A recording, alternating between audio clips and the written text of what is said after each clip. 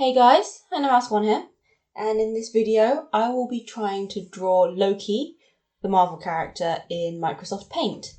As you probably know, Microsoft Paint is sort of the laughing stock of drawing tools, but I wanted to push it to its limits and see if I could make some decent artwork out of it. So yeah, I start off by doing a sketch in a light blue colour. The lack of layers in Paint was the first major obstacle because I couldn't do the actual drawing on a separate layer to the sketch. So it's not like you could affect the transparency. So it's like when you drew something, it hid everything behind it permanently. But still.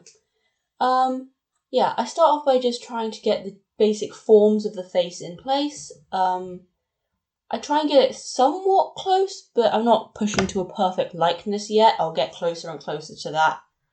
And let's be honest, with my skill set, it's not going to be perfect, but yeah, I'll push it closer down the line. But for now, this is an okay base for me to get started on. I just start moving things very slightly, trying to help get the expression in place and like trying to tweak things. Typically something you will notice is, like, if something's bugging you, change it. Like, I find this on all mediums of art. Paint, paper mache, whatever it is I'm doing. If something's bugging me, often I'll try and just think, if I ignore it, changing everything else will make the annoyance go away. It doesn't. If it's annoying you, it's going to annoy you later. So just change it. Like, it's no harm in that. Like, I thought that the nose was a bit too wide at the top, so I narrowed it. Like, yeah, it took a bit of work, but I got it done. I adjusted the size of the eyes because I thought it looked a bit out of proportion. There are things which you could leave as slightly off for ages without noticing that there's something wrong. But you should just change it. Something I had a lot of fun with was working with light and shadows on this. Working out where light would reflect off of his face, given the fact he's being lit from behind in the reference that I'm using. And yeah, it'll give me a lot of chances to notice stuff that I've noticed in my other art mediums. Sketching is the main one. Stuff like being afraid to go too dark with shadows and stuff. Like, I found that really highlighted in this artwork, and it was fun to have an opportunity to play around with it, and it started to highlight issues that I have in other mediums, which I found interesting, and it gave me a chance to rectify those, which I thought was cool. Hair, I have a problem with in all mediums, but I think it came out all right here. Especially with dark hair, a lot of the form can be lost, because often you'll find artists will draw like something that gives the impression of hair more than it actually than drawing hair, especially with darker colours, because if someone's got black hair, what colour are you supposed to do the shadows in? I had highlights and stuff to try and add some more definition and make it clearer where the light's reflecting off versus where it's darker. And I think that helps add some depth to the piece. And honestly, I was really happy with this drawing. Probably better than a lot of stuff I do in much better art mediums than Microsoft Paint, but still, I found it a lot of fun to work with. And clothing. The shading on clothing is another thing I've always found difficult, and that was no exception using this platform. Because it has to look both logical and organic at the same time, with the folds and stuff. So I just basically just try to draw the folds exactly where I saw them on the reference. But yeah. Here's where I started to go darker with the shading as well. And the tie, I had a bit of trouble with the shading on it, but honestly, I'm really happy with how it came out, so I think it came out pretty well. And it just came out as a matter of like working on a really close-up area and then zooming out, which is like equivalent to taking a step back from your drawing when you're doing it in real life. You always hear, like, take a step back from your canvas. Like, take a look at the entire piece as a whole. Don't get tunnel vision on one point. So, yeah, that was something which I really found pretty useful in here. The ability just to zoom in and out. Like, But like every art platform will have that, obviously. But yeah, it was something which I thought worked really well here. For shading, I found that using this dotting technique to make the impression of like shadows worked pretty well. But there are also those brushes, like you have like a paintbrush tool and a spray can tool. I used the spray can tool a bit at points, but like I didn't really use the other brushes at all.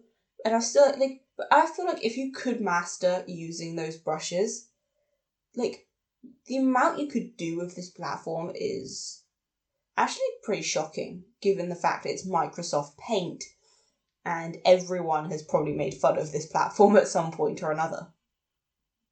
But anyway, I start working on the coat. I actually had a lot of fun with this, working out where like the shadows would be in relation to the seams and stuff. I thought it came out pretty well, and I enjoyed this process. And I think it came out pretty, like, looking pretty natural. And yeah. So I was obviously basing this shot off of one of the posters for the new Loki Disney Plus show. I haven't actually seen the show, but apparently it's pretty good. Here is where I started to decide to actually darken the shadows, where I started to realise how not darkening them was affecting the piece. And I was super satisfied with how that came out there. So that gave me the confidence to start darkening other places more. A lot of it came down to trial and error. Like, it didn't necessarily have to work well first time. This patch gave me a little bit of trouble, mostly because I couldn't really tell what was on it. Like, from the image, I was just trying to, like, mimic what I could see. But, like, I couldn't actually tell you what the patch was of, so, like, yeah, it was a complete guesswork for most of it. And I think it said authority at the top, but apart from that, I couldn't really make out anything on it. So yeah, I did the best to mimic the logo there, and then blend it out with the rest of the piece to try and make it look natural. Here's where I used the spray can brush to try and make some highlights on the back of his jacket. I have to redo parts of this because I realised that his shoulder proportions were completely off, and that was something I wanted to get right. I had some shadows where, because he's folding his arms in the image I was working off, so it was really like an exaggerated transition. And I do basically the exact same process on the other side of his jacket. It's the same process of like working out the shadows and the seams and trying to mimic the reference as best I could. And I did the same shadow here much earlier on this time, just because I liked how well it came out on the other side.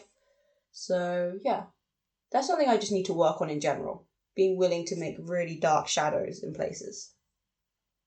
Because in real objects, there will be darker shadows. I've always just been a bit nervous to go too far with stuff, but sometimes you do have to exaggerate. So yeah, that's something I really needed to work on, and I thought that this project really highlighted that for me. And I was actually surprised how much I was learning by using Microsoft Paint, but still. It was I genuinely loved this project. I had a lot of fun with it. And if there are any other characters you want to see me do in Microsoft Paint, leave them as a comment because I probably will do them. Because I'd love to do more of these. This was a lot of fun.